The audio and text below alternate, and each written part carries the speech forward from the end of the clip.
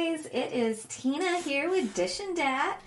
So today I wanted to share with you this really cool, quick and easy way to clean your tarnished sterling silver.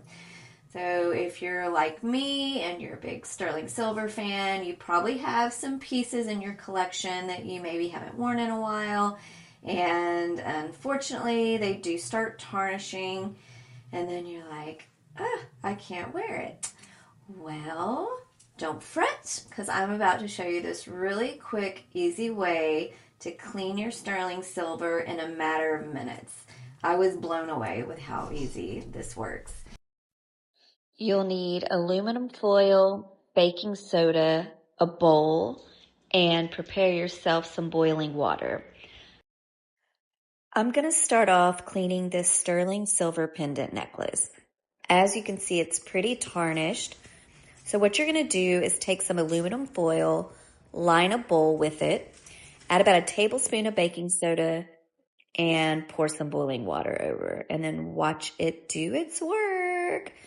That's so satisfying.